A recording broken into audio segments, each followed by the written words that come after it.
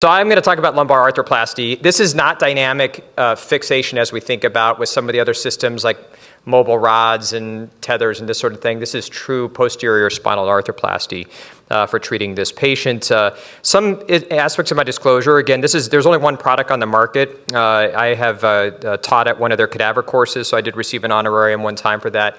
And I was the site PI for a trial we're going to show some data on, at least at my site. So some things you need to know. So obviously I have some bias towards this. Now I'm debating Bilal, sitting up here in the front.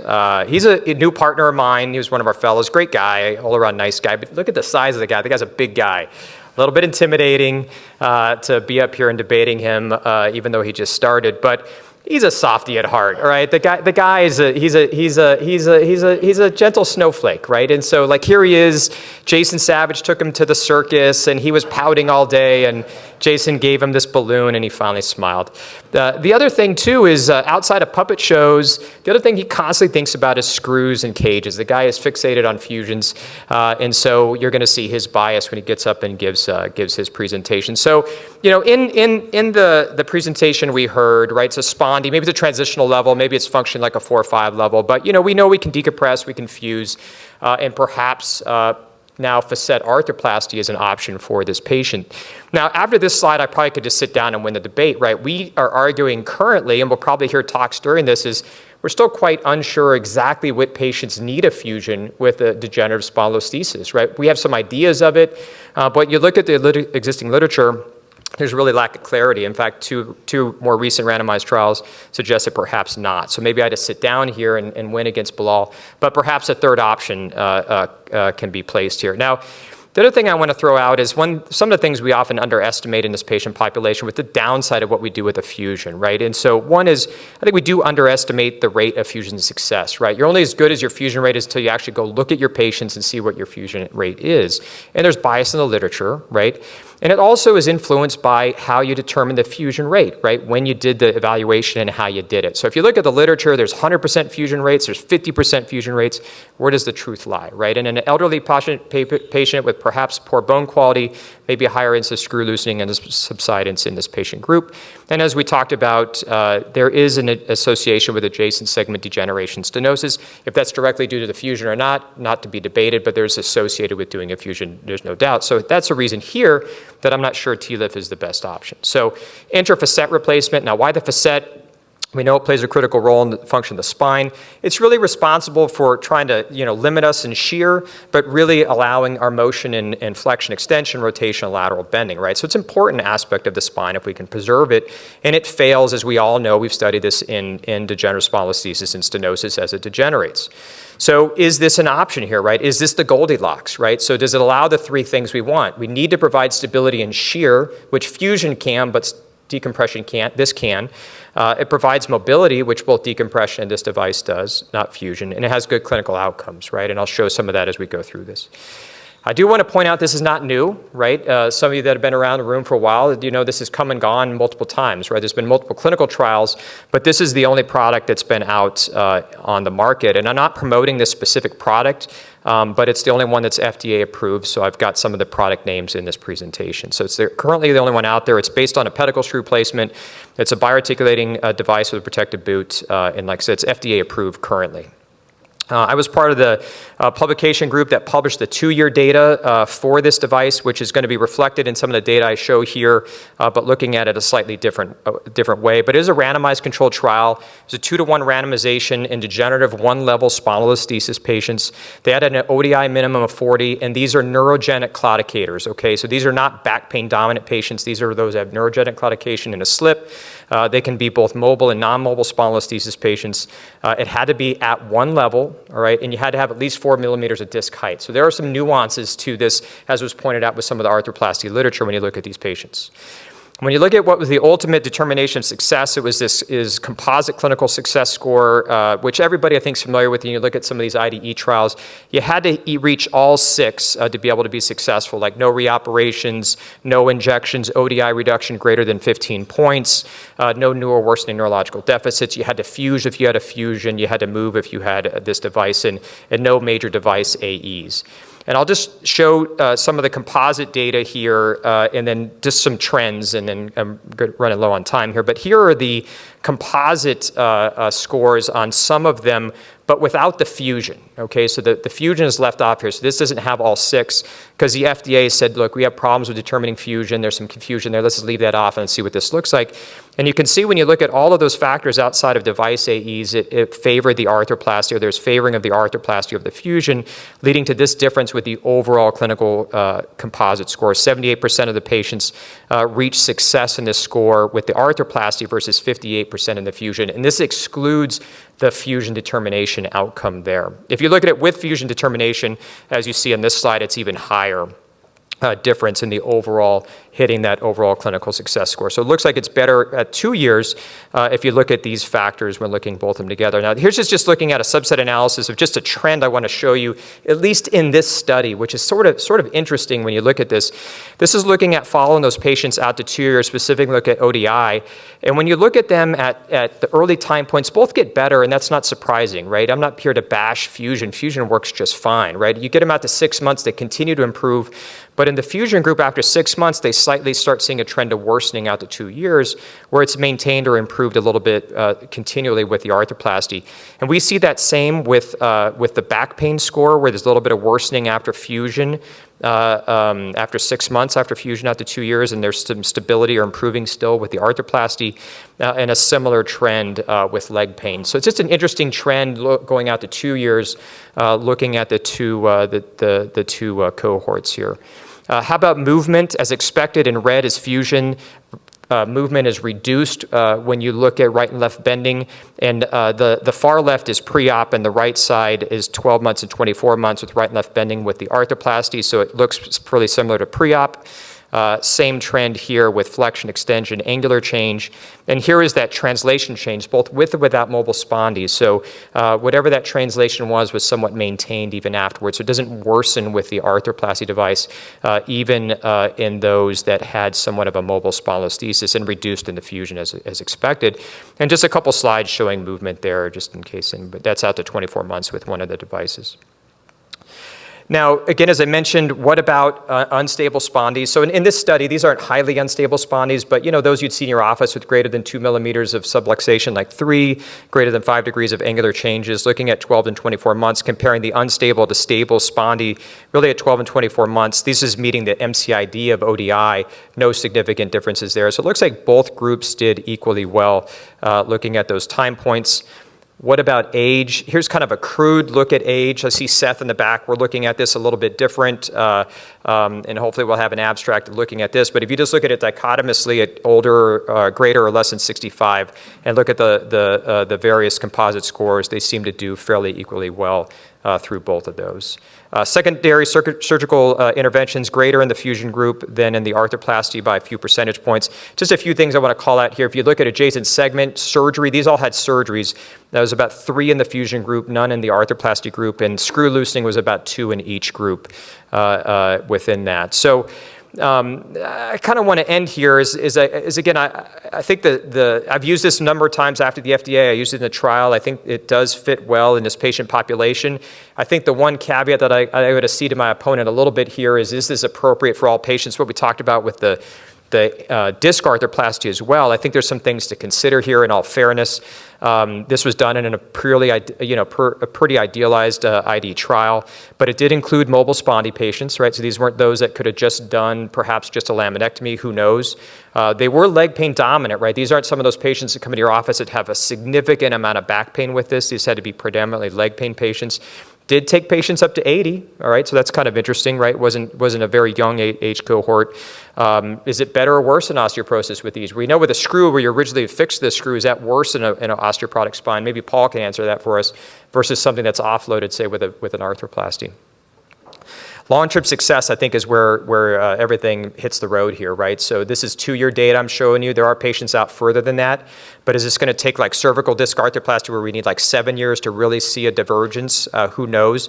But we got to follow them further. Clearly, there is some data outside of US, outside of 10 years, but that's a small cohort with no control group. But there is some data out there. But what about patients that we see outside of this one level, right? Multiple level patients. What are those patients with a spondy or deformity? deformity? Is this something that will be effective there? And I think time will tell. And again, you have to have adequate disc height. Collapsed disc in the neck is not someone we're putting an arthroplasty in. It's the same thing here with probably a posterior facet arthroplasty as well. So in summary, I think if you look at this data, this facet arthroplasty in this patient, it has superior outcomes with improved outcomes, less secondary less secondary surgeries, and I think clearly is the very best option here. Thank you very much.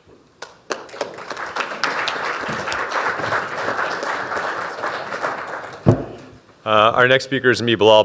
Bilal, you can get Mike back for making you take all of his calls. And Bilal is going to be talking about TLIF. Thank you. Thank you to ICL and LSRS. No disclosures. So some truths, and I think kind of everyone kind of alluded to it here. Yeah, Mike is my boss, right? Mike did hire me. Mike does sign my checks, but obviously you can see Mike is very biased. He was part of the FDA trial. Lots of biases were present in his talk. So Rock didn't send us the cases before, so this is a hypothetical case, but 4 or 5, grade 1 spondy, leg pain more than back pain. So instrument lumbar fusion is the gold standard. Well, how did we get there?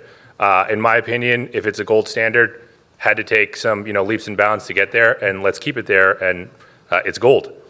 So 1991, Dr. Herkowitz said decompression and fusion was superior than decompression alone. Obviously, that's debatable these days, but either way. 93, Dr. Zdeblik follows up and says rigid fixation is superior for fusions and also superior to clinical outcomes. Fusion is very common. All of us, we're training as spine surgeons. We know how to do a fusion. To Dr. Khalil's point, he says fusion is kind of easy. I would debate that that's actually not the case. Good disc place prep and making sure where you put the bone graft, making sure that fusion actually does occur. 1997, Dr. Khalil's partner, Dr. Fishgren said rigid fixation with rods and screws leads to increased fusions, not necessarily increased outcomes. Same year, or 1997, talking about interbody fusion, saying that interbody fusions help reduce spondylolisthesis, lead to improved angulations, increased fusion rates, not necessarily, increased fusion surfaces, sorry, not necessarily rates. We know increased foraminal heights help with alignment and increased fusion surfaces.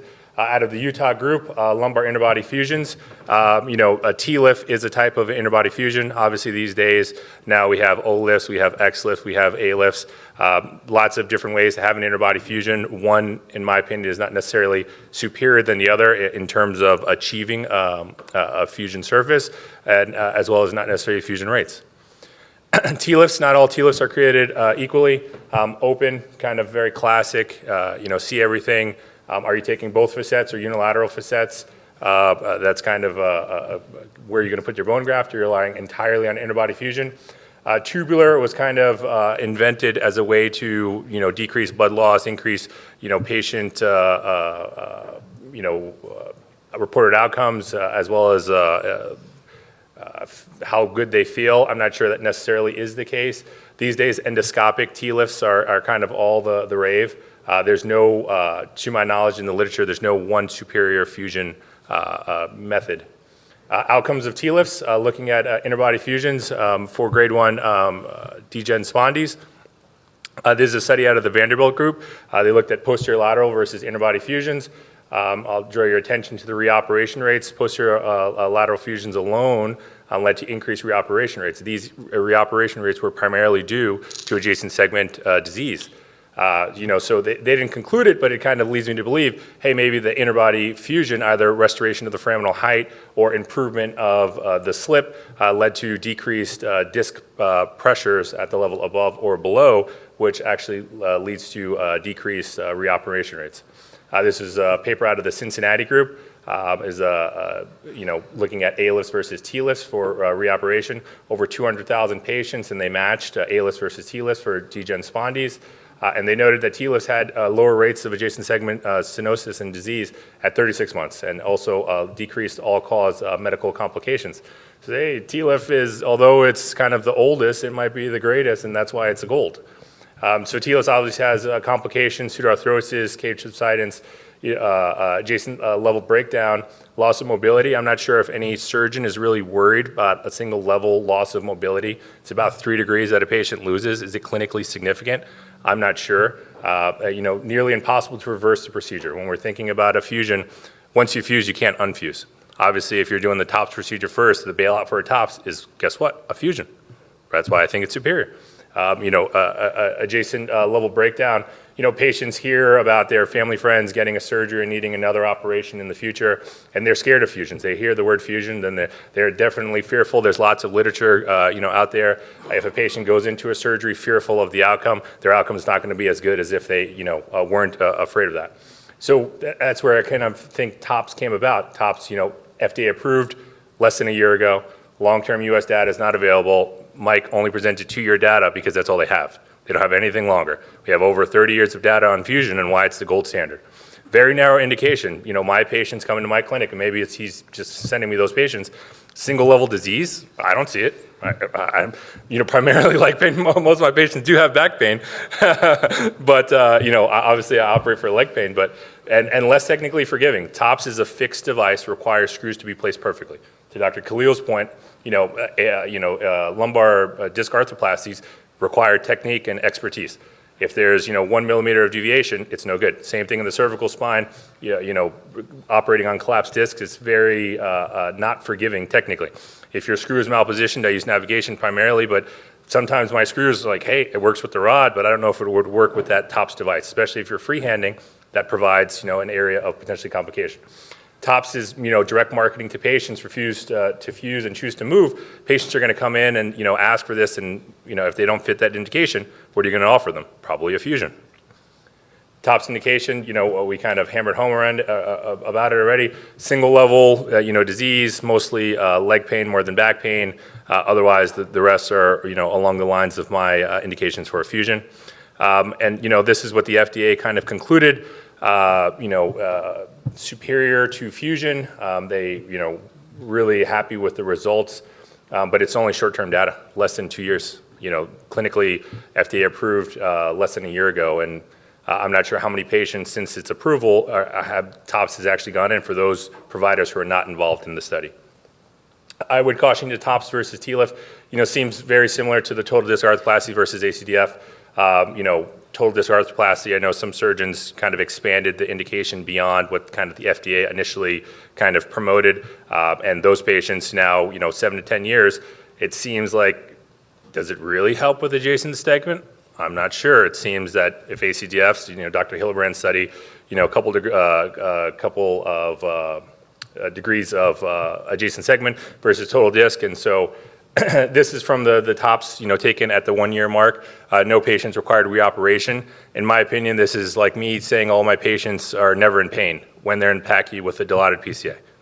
Right? It's just not long enough to actually find out what's going on. Just like Dr. Park kind of presented, we're here at its infancy, this innovation trigger that we're kind of going to experience. Once TOPS becomes more people are aware of it, maybe more people use it, maybe they use it off those combined indications, peak of inflated expectations, and then it kind of comes down once we know complications. This follows mostly everything in medicine. This followed the BMP, this followed total disc arthroplasty. My wife, she's an internist. She wanted me to make you guys aware that the SGLT2 inhibitors follows this curve too, right? It's just once we know with enough people. Big takeaways, TLIF is very accessible. A lot of us know how to do it. It's the gold standard for a reason.